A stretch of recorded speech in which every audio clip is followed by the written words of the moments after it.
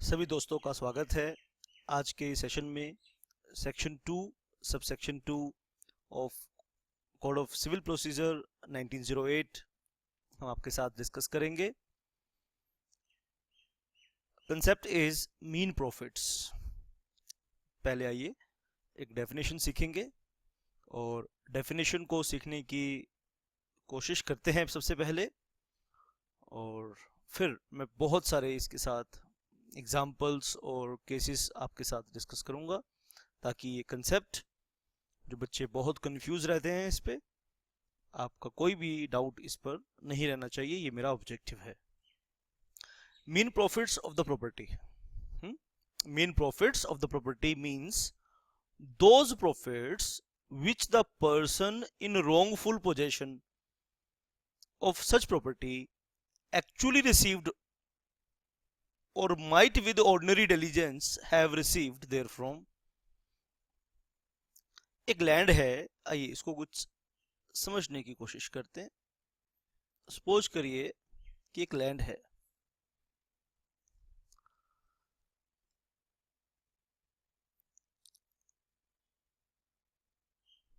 Land actually belongs to mister ए।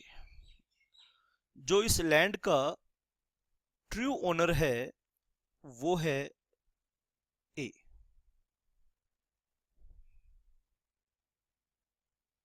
ठीक है, और बी के पास ये रोंगफुल पोजीशन में है।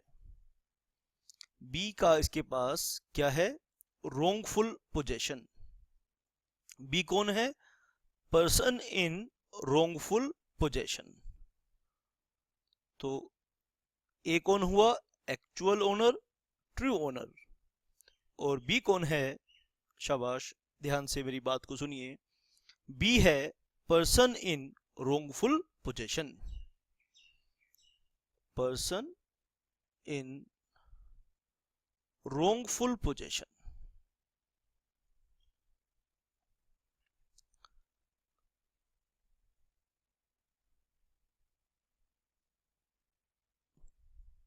असली मालिक है ए, और पोजेशन गलत तरीके से किसके पास है? पोजेशन गलत तरीके से है बी के पास। तो ए बी के अगेंस्ट एक सिविल केस फाइल करेगा to recover the possession of land from B, और साथ साथ वो केस फाइल कर सकता है मीन प्रॉफिट के लिए। अब ये समझना यहां जरूरी है कि ये मीन प्रॉफिट्स क्या हैं। अब एक्चुअली बी के पास ड्यूरेशन ऑफ पोजीशन की बात हम करेंगे। यहां पर बहुत ध्यान से आपने बात को सुनना है और समझना है। अब 20 ड्यूरेशन ऑफ पोजीशन। ठीक है, तो यहां पर हम नोट करेंगे जो ड्यूरेशन है, ड्यूरेशन क्या? पोजीशन की। भाई कितने समय तक बी के पास ये लैंड पोजीशन में है? भाई इसका जवाब हमें मिला 6 मंथ्स तक बी के पास ये पोजीशन में थी, जबकि ए इसका हकदार था। उस पोजीशन का, उस ड्यूरेशन में जब ये लैंड बी के पास रही, उस दौरान इसका पोजीशन का हकदार ए था, लेकिन ये पोजीशन में किसके पास थी? बी के पास थी। तो बी ने क्या यूज किया इसका? बी ने इसे सी को किराए पे दे दिया। सी को, शाबाश, बी ने, शाबाश, बी ने इस लैंड को किराए पर दे दिया। किसे किराए पे दिया? सी को किराए पे दिया। कितने रुपए में दिया? 10,000 रुपए में दिया। बी जबकि इस लैंड को आसानी से बी ड्यू डिलीजेंस से काम लेता, बी समझदारी से काम लेता, तो बी आसानी से 20,000 रुपए किराया ले सकता था 6 मंथ्स के लिए, लेकिन बी ने जानबूझकर या नेग्लिजेंटली सिर्फ कितने कमाए? 10,000 रुपए कमाए। ए कहता है कोर्ट को, सर अगर ये लैंड 6 महीने तक मेरे पास रहती तो मैं तो 20,000 रुपए कमाता। ए इस बात को साबित करता है। तो यहां पर जो लैंड का प्रॉफिट है 20,000 रुपए, उसे हम कहेंगे मीन प्रॉफिट्स। बोलिए बात समझ में आई कि नहीं आई? और मीन प्रॉफिट्स कौन क्लेम करेगा? ट्रू ओनर क्लेम करेगा। और किसके ऊपर क्लेम करेगा? The person in wrongful possession के ऊपर क्लेम करेगा। आइए बेटा, सबसे पहले आप एक काम करिए, सबसे पहले ही काम करिए, इस वीडियो को पॉज करिए और इस मीन प्रॉफिट्स की डेफिनेशन को लिखिए। और नीचे एक एग्जाम्पल दिया है जो कि मैंने अभी आपको समझाया, इस एग्जाम्पल को भी नोट करिए। फिर हम आगे अपने इस लेक्चर को, आगे इस कंसेप्ट को लेके चलेंगे, इसकी एक एक बारीकियों को समझने की कोशिश करेंगे। शाबाश। आइए एक बारी फिर इस डेफिनेशन को सीखने की कोशिश करते हैं। यहां पर एक और है, उस और को समझने की कोशिश करनी है। यहां पर बीच में एक और दिया है, वो और है ये वाला और, इस और को समझने की कोशिश करनी है। तो आइए इस डेफिनेशन को मेरे साथ एक बारी लेकर चलेंगे, एक बारी और आप समझने की कोशिश करेंगे। Mean profit of the property means those profits which the person in wrongful possession of such property actually received or might with ordinary diligence have received therefrom। तो दो तरह की प्रॉफिट की बात चल रही है। और मीन प्रॉफिट क्या होगा? दो तरह के प्रॉफिट, एक तो जो वास्तविक लिया गया, यहां तो हमने बी को मान लिया कि बी के पास रॉन्गफुल पोजेशन है और बी नेग्लिजेंट है, नेग्लिजेंसी के चलते जिस प्रॉपर्टी का प्रॉफिट 20,000 रुपए आना चाहिए था उसने 10,000 रुपए ही लिया। तो हम कहेंगे जी बी तो नालायक है। मैं कहता हूं अगर बी ने मान लो 30,000 रुपए कमाया, तब क्या होगा मीन प्रॉफिट? तब आप क्या उतना ही क्लेम करेंगे जितना एक आम इंसान कमा सकता था मैक्सिमम? तो इसका जवाब सेक्शन 2 सब सेक्शन 2 में छुपा हुआ है। मुझे एक बात बताइए, सेक्शन कह रहा है कि जो एक्चुअली उसने कमाया या वो कमा सकता था, या जितना वो मैक्सिमम कमा सकता था, या जितना वो ड्यू डिलीजेंस से कमा सकता था, जो एक्चुअल कमाया, आप कोई भी अमाउंट क्लेम कर सकते हैं। तो मीन प्रॉफिट का एक फॉर्मूला यहां से मेरे अकॉर्डिंग ये बनता है, मीन प्रॉफिट का हम एक फॉर्मूला बना सकते हैं। Formula of mean profit, actual profit और profit might with ordinary diligence have received. तो हम कह सकते हैं, ऐसा सेक्शन में लिखा नहीं है लेकिन ये मेरा पर्सनल इंटरप्रिटेशन है, क्योंकि आप ज्यादा ही क्लेम करोगे ना, विच एवर इज हायर, ऐसा सेक्शन में नहीं लिखा।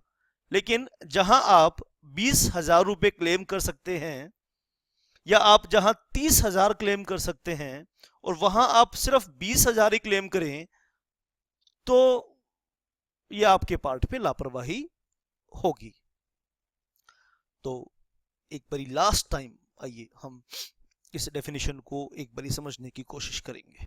Mean profits of the property means those profits which the person in wrongful possession of such property actually received or might with ordinary diligence have received therefrom, together with interest on such profits। 6 महीने तक उसने property रखी, तो पहले महीने का profit 5 महीने रहा उसके पास, 5 महीने का ब्याज। दूसरे महीने का प्रॉफिट 4 महीने रहा तो 4 महीने का ब्याज। तीसरे महीने का प्रॉफिट 3 महीने रहा, 3 महीने का ब्याज। चौथे महीने का प्रॉफिट 2 महीने रहा, 2 महीने का ब्याज। तो इस तरह से पूरे प्रॉफिट्स को और इंटरेस्ट की कैलकुलेशन होगी, और वो प्लेंटिफ यानी ए बी के ऊपर क्लेम करेगा। ठीक है, शाबाश। लेकिन एक इसमें इंपॉर्टेंट बात है, वो मैं आपके साथ और डिस्कस करना चाहता हूं। शाबाश, आप ध्यान से मेरी बात को सुनना। इस एग्जाम्पल में आइए, एक एग्जाम्पल है यहाँ पे दिया है। अब इस ए और बी को भूल जाओ, एक एग्जाम्पल को एक बारी नीचे वाला पैराग्राफ समझना है तो एग्जाम्पल, ये वाला एग्जाम्पल आपको पढ़ना होगा। X is a trespasser on the land of Y। X Y की लैंड पे ट्रेसपासर है, यानी रोंगफुल पोजीशन X के पास है। एक्चुअली ओनर कौन है? Y है। Y has been deprived of the possession of his land wrongfully by X. Now Y is not entitled to recover possession of the land but also damages for the wrongful possession by X. ये बात हम सीख चुके हैं। Y shall be awarded mean profits। ये mean profits हमें सीखना है। X के पास पोजेशन wrongful थी, Y X से mean profit रिकवर कर सकता है by way of compensation for the period he was ousted from the possession if his suit is decreed। अब मान लो यहां पर पर्सन इन wrongful possession एक कमरा बना देता है, कुछ लैंड में कुछ इंप्रूवमेंट कर सकता है। ऑर्डिनरी इंटेलिजेंस वाला आदमी, ऑर्डिनरी ड्यू डिलिजेंस वाला आदमी इस लैंड से 20,000 रुपए कमाता। क्योंकि पर्सन इन wrongful possession ने एक कमरा बना दिया तो उससे 5,000 रुपए रेंट बढ़ गया।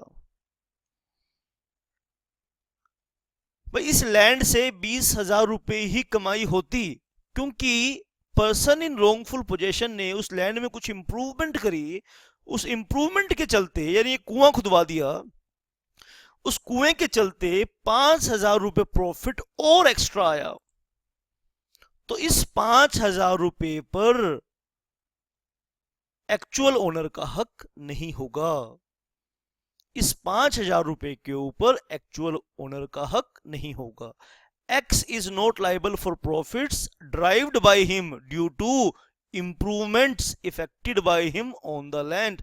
अगर पर्सन इन wrongful possession ने लैंड में कुछ इंप्रूवमेंट किया है और उस इंप्रूवमेंट के चलते कुछ एक्स्ट्रा प्रॉफिट हुआ है तो वो एक्चुअल ओनर को देने के लिए लायबल नहीं है। शाबाश। आगे इस कंसेप्ट में मैं कुछ एग्जांपल्स देना चाहता हूं। एक्चुअल प्रॉफिट्स और profit might with ordinary diligence have received, इसको एक मैं प्रैक्टिकल एक स्टोरी के थ्रू आपको समझाना चाहता हूं, एक कहानी सुनाना चाहता हूं आपको, ताकि इस चीज को आप समझ पाएं कि एक्चुअल प्रॉफिट क्या है और प्रॉफिट जो अर्न हो सकता था उसका मतलब क्या है। एक बार एक राजा जंगल में गया। अब शिकार खेलने के लिए राजा जंगल में गया। जब वो जंगल में भटक गया रास्ता और अपने सैनिकों से बिछड़ गया तो भूख प्यास के चलते उसकी बुरी हालत हो गई। भूखा प्यासा वो रास्ते की खोज में भटक रहा था तो एक उसे लकड़हारा, लकड़ी काटने वाला मिला जो जंगल में लकड़ी काटने का काम करता था। उसने राजा की खस्ता हालत देखकर उसे खाना खिलाया, पानी पिलाया। राजा ने पूछा, भाई तुम क्या काम करते हो? लकड़हारे ने कहा, जी जंगल से लकड़ियां काटता हूं, शाम को बाजार में बेचता हूं तो अपने परिवार का पेट पालता हूं। ऐसे ही संघर्ष में जीवन गुजर रहा है। तो राजा तो फिर राजा होता है ना, और राजा की सोच भी राजा जैसी होती है। बड़े लोगों की बड़ी सोच होती है, छोटे लोगों की छोटी सोच होती है। अगर हम अपनी सोच को इंप्रूव करें तो बड़े भी हो सकते हैं। जिस तरह की इंसान की सोच होगी वैसे ही उसका लाइफ होगी। तो राजा की सोच ऊंची थी। राजा ने कहा कि चलो इसका यार, इसने मुझे खाना खिलाया, रास्ता भी बताएगा मेरे को, अब क्योंकि जंगल में रोज आता जाता है ये। राजा को उस पर तरस आया। राजा ने कहा, भाई देख, मैं तेरे को एक बाग देता हूं, ठीक है, और तू उस बाग में से जो तू कमा सकता है कमा ले, ये बाग मैंने तेरे को 10 साल के लिए दिया और तेरे को ऐसे जंगल में भटकना नहीं पड़ेगा, तो उस बाग में जो भी पेड़ पौधे हैं जो उनका तो मैक्सिमम बेनिफिट ले सकता है तो ले लियो। बाग जी बहुत सुंदर बाग, उसमें फल पौधे फूल लगे हुए बहुत, खाने पीने के लिए।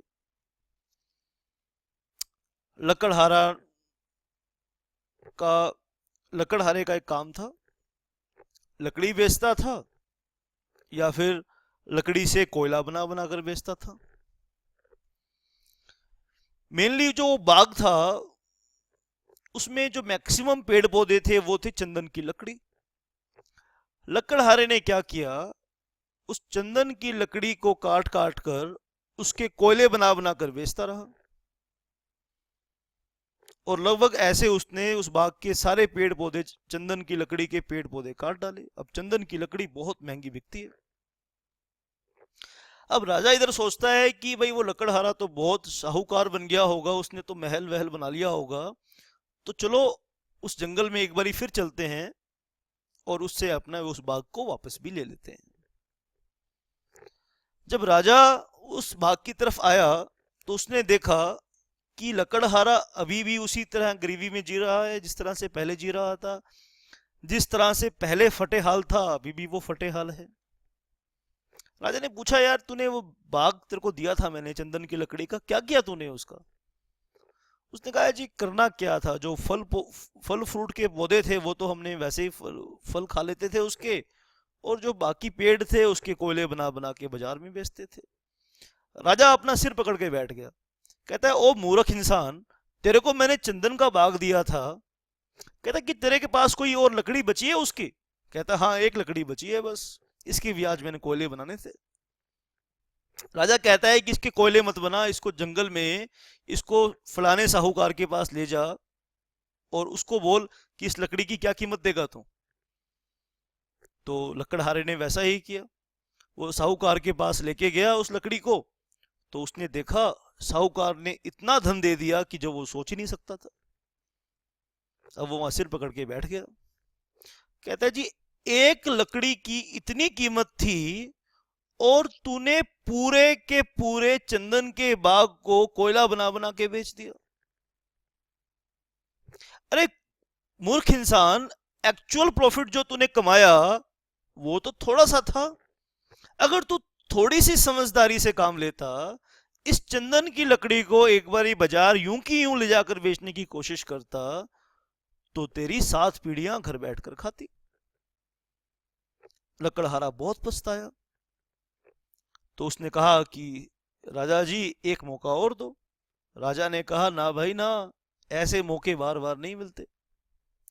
तो वही मीन प्रॉफिट हम कमाने की हम यहां पर एग्जाम्पल दिया मैंने आपको कि जो प्रॉफिट एक्चुअली उस पर्सन ने कमाया। अब राजा ने तो लकड़हारे को जो पोजीशन दिया था वो तो वैलिड पोजीशन थी ना, लेकिन हम यहां बात कर रहे हैं कि एक आदमी ने गलत तरीके से किसी की लैंड पे कब्जा कर लिया और वहां से उसने जो प्रॉफिट कमाया और जो प्रॉफिट हो सकता था, उन दोनों को कंपेयर करेंगे और ट्रू ओनर के ऊपर, ट्रू ओनर की ये इच्छा, ट्रू ओनर की डिस्क्रिप्शन पे छोड़ देंगे कि वो किस प्रॉफिट को क्लेम करना चाहता है। वो एक्चुअल को भी क्लेम कर सकता है और जो वो प्रॉफिट, मैक्सिमम प्रॉफिट कमाया जा सकता था, उसे भी क्लेम कर सकता है। आइए मैं कुछ और एग्जांपल्स देना चाहता हूं, कुछ और गहराई से आपकी इस नॉलेज को इस सेक्शन में लेकर जाना चाहता हूं। आइए सबसे पहले लॉजिक ऑफ सेक्शन 2 सबसेक्शन 2 हम सुनेंगे। यहां पर ना प्लेंटिफ ने डिफेंडेंट को 2 तरह के दुख दिए हैं। 2 तरह के दुख कैसे दिए हैं? एक तो उसकी प्रॉपर्टी पर रॉन्गफुल पोजेशन कर लिया, और दूसरा दुख वो दिया कि जो उसके प्रॉफिट होते, अगर पोजेशन ट्रू ओनर के पास होती तो उससे भी उसे वंचित कर दिया। तो यहां पर ट्रू ओनर को कंपनसेट करना ही सेक्शन 2 सबसेक्शन 2 का ऑब्जेक्टिव है। अब यहां पर एक रॉन्गफुल पोजेशन का एग्जांपल मैं आपके सामने रखूंगा। लॉजिक ऑफ सेक्शन 2 सबसेक्शन 2, देखो लॉ को उसके लॉजिक के साथ ही हमें पढ़ना चाहिए। आइए तो हम लॉजिक ऑफ सेक्शन 2 सबसेक्शन 2 को यहाँ एक बार ध्यान से देखेंगे। The object of awarding a decree for mean profit is to compensate the person entitled to be in possession for his having been kept out of possession and thus deprived of property.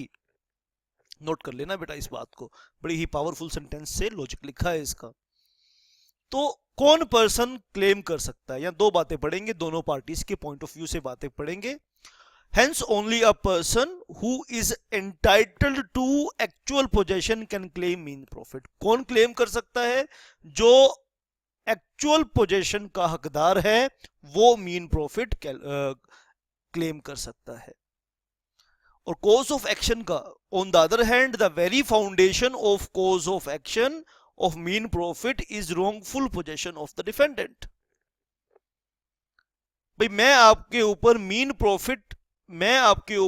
Profit के लिए claim कर रहा हूं, तो मैंने आपको सबसे पहली बात मैंने ये साबित करनी पड़ेगी आपके अगेंस्ट कि आपके पास रॉन्गफुल पोजीशन है। रॉन्गफुल पोजीशन क्या है? Thus the possession of a mortgagor after the date of foreclosure decree against him is wrongful possession. क्या हुआ क्या था एक्चुअली, ए ने बैंक से लोन लिया था, अपनी प्रॉपर्टी को मॉर्गेज किया था। ड्यू डेट पर ए ने लोन की रिपेमेंट नहीं करी, बैंक ने प्रॉपर्टी को फोरक्लोज कर लिया, जब्त कर लिया।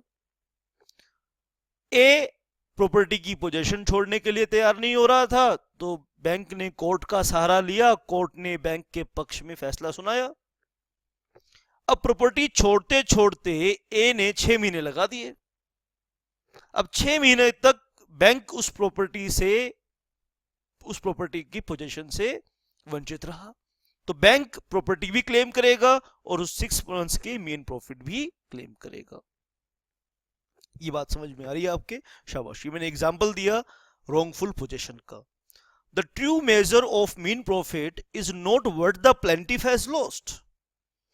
अभी भी सेक्शन को एक और पॉइंट ऑफ व्यू आपके सामने रख रहा हूं भाई, अभी भी समझने में गलती नहीं कर जाना भाई। असली लॉजिक ये नहीं है कि प्लेंटिफ ने कितना गवाया,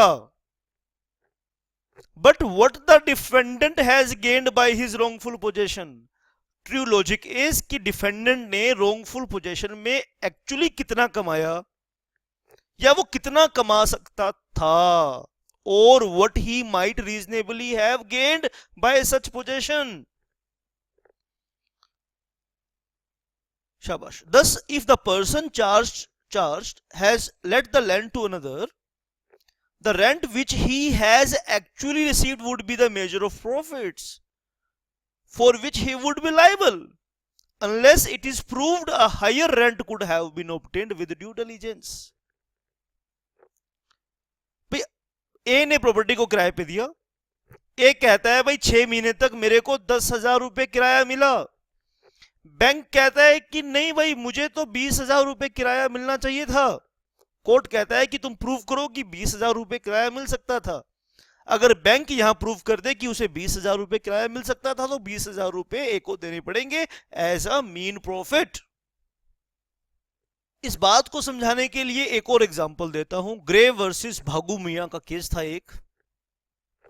तो क्या हुआ इस केस में, आइए सुनिए। A person in wrongful position planted Indigo on the land, and it was proved that a prudent agriculturist would have grown sugarcane, wheat or tobacco on such land.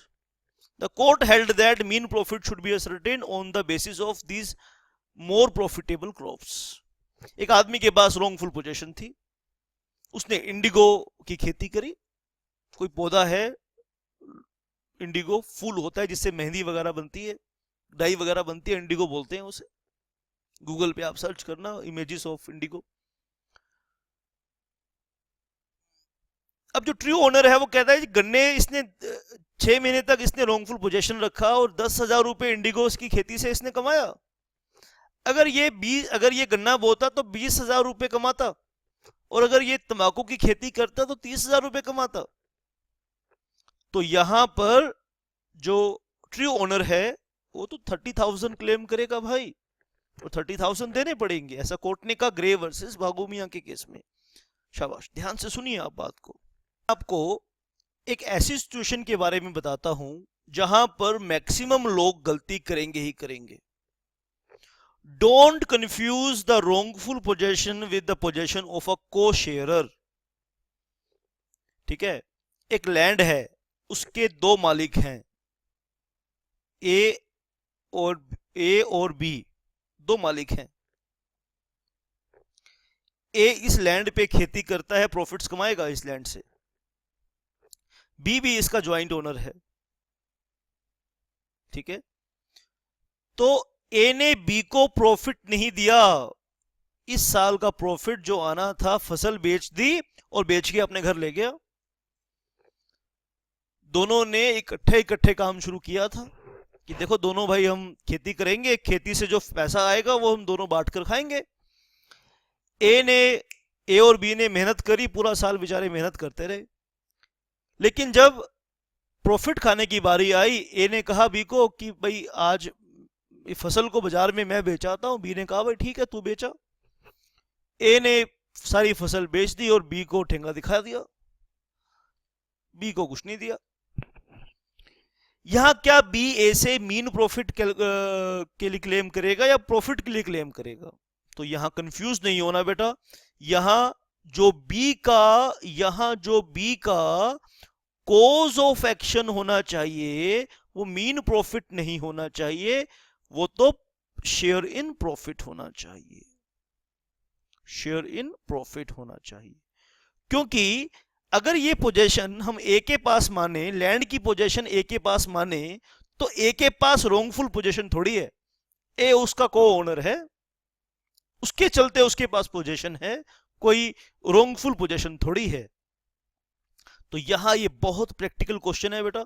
5 marks का क्वेश्चन अगर ये exam में आए तो maximum लोग गलती कर देते हैं, इस क्वेश्चन में गलत कर देते हैं, कंफ्यूज कर देते हैं। It may be noted that possession of one co sharer is in law possession of other co शेयरर।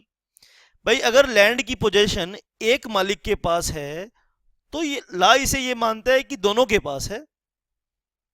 ठीक है, and therefore can not be shoot for mean profit amongst को शेयरर। तो एक को शेयरर दूसरे को शेयरर पर केस फाइल करेगा तो कॉज ऑफ एक्शन वो मीन प्रॉफिट नहीं होगा, वो प्रॉफिट होगा। ठीक है, तो यहां आपको डिफरेंस करना होगा मीन प्रॉफिट में और प्रॉफिट में। प्रॉफिट वो चीज, वो इनकम जो राइटफुल पोजीशन के थ्रू आई है, और मीन प्रॉफिट वो इनकम जो रॉन्गफुल पोजीशन के थ्रू आई है। तो आप पॉज करके इसे नोट करेंगे, बहुत इंपॉर्टेंट पॉइंट। 5 नंबर आपके यहां पर आ सकते हैं। दोस्तों, अब आपने सीखा कि cause of action mean profit के लिए जो कॉज ऑफ एक्शन है, यानी जो केस फाइल करने का कारण है, वो है रॉन्गफुल पोजीशन। यहां डिफेंडेंट कहता है कि मेरे पास तो पोजीशन है ही नहीं, पोजीशन तो टेनेंट के पास है। तो सुप्रीम कोर्ट ने कहा इससे क्या फर्क पड़ता है कि पोजीशन आपके पास है या टेनेंट के पास है। यानी अगर डिफेंडेंट ने पहले लैंड को ट्रेसपास किया, यानी पहले गलत तरीके से एंट्री करी, पहले लैंड का पोजीशन रॉन्गफुली लिया, फिर उसे किराए पे दे दिया, जब कॉज ऑफ एक्शन लिया तो बी कहता है कि देखो भाई मेरे पास तो पोजीशन ही नहीं है, तो केस तो सी के ऊपर फाइल करो। कोर्ट ने कहा नहीं नहीं, केस हम बी के ऊपर फाइल करेंगे। आप पॉज करके इस केस को भी नोट करिए, it's very very important case. शाबाश, 5 नंबर आपके यहां से भी आ सकते हैं, एमसीक्यू क्वेश्चन भी यहां से आ सकता है। आइए बस एक लास्ट पॉइंट और मैं आपके साथ डिस्कस करना चाहता हूं। कहते हैं कि मीन प्रॉफिट कैलकुलेट करने का एक्चुअल कोई फॉर्मूला हम आपको नहीं बता सकते। वैसे मैंने तो एक फॉर्मूला बताने की कोशिश करी है खुद के इंटरप्रिटेशन से, लेकिन ये तो केस टू केस फैक्ट्स पर डिपेंड करता है। As a claim for mean profit is in reality a claim for damages. There is no rigid rule for determining the amount of such profits. कोई rigid rule हम नहीं बना सकते, and thus amount should be assessed in every case by proper exercise of judicial discretion। ये तो judicial discretion का यहाँ पे यूज होना चाहिए, विवेक शक्ति का यूज होना चाहिए, और हम इसका कोई rigid formula नहीं बता सकते। It has been held that the burden of proving the amount of means profit mean profit actually received is on the person who actually received them, while the burden of proving the amount of profit which might have been received is on the person claiming them. पे actual profit कितना था ये वो साबित करेगा, इसका इसका burden, इसको साबित करने का बर्डन उसके ऊपर होगा जिसने वो रिसीव किया, और कितना प्रॉफिट अर्न हो सकता था इसका बर्डन उसके ऊपर होगा जो वो क्लेम कर रहा है। ये बात के ऊपर सोचना। कोई भी डाउट है तो जरूर अपने डाउट भेजना। कोई भी आपको कोई लेक्चर कैसा लगा उसके बारे में ज़रूर बताना, और अगर आपके डाउट हैं तो वो भी आप कमेंट्स में लिख सकते हैं। मेरे चैनल को सब्सक्राइब कीजिए ताकि मैं और भी आपके पास इस तरह के नॉलेज आपको दे सकूं। और आप अगर सिस्टमेटिक क्लासेस आप चाहते हैं कि आपको systematic classes CPC code of civil procedure में मिले तो बहुत ही रीजनेबल रेट्स पर ये क्लासेस अवेलेबल हैं। आप मेरे से संपर्क कर सकते हैं। मेरा फ़ोन नंबर है 9818050252। Thank you very much.